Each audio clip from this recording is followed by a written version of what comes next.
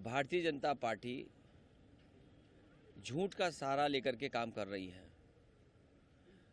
इनकी हर बात झूठी है, झूठे वादे जनता से किए हैं। इससे ज़्यादा खतरनाक काम लोकतंत्र में और क्या हो सकता है। जिन्होंने कहा किसान की आय दोगुनी होगी, हज़ारों किसान आत्महत्या कर लिया एमएसपी के लिए।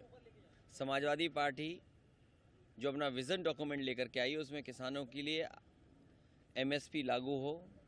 स्वामीनाथन कमीशन ने जो सुझाव दिए थे उसके तहत किसानों को एमएसपी मिलना चाहिए।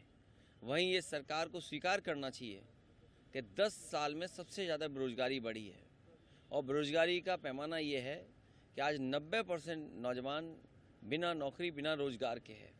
तो आखिरकार इसका जवाब क्या है इनके पास।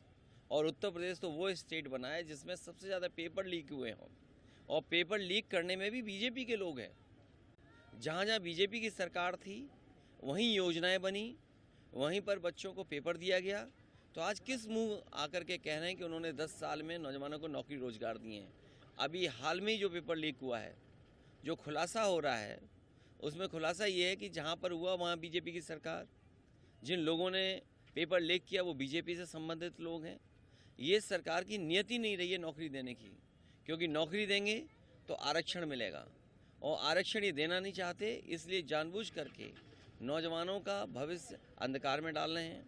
समाजवादी पार्टी का मानना है कि अगर देश की रक्षा तभी संभव है जब पक्की नौकरी मिले। आधी अधूरी नौकरी अग्निवीर कभी स्वीकार नहीं कर सकते हैं। समाजवादी लोग जब भी सरकार में शामिल होंगे अग्निवीर जैसी व्यवस्था को समाप्त करेंगे। और ये अग्निवीर आज फौज में लागू हुई है, कल हो सकता है कि उत्तर प्रदेश की पुलिस में लागू हो जाए।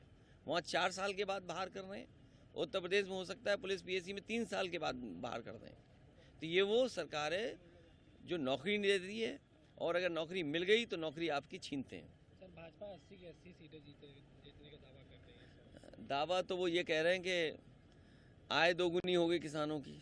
क्या दावा उनका पूरा हुआ?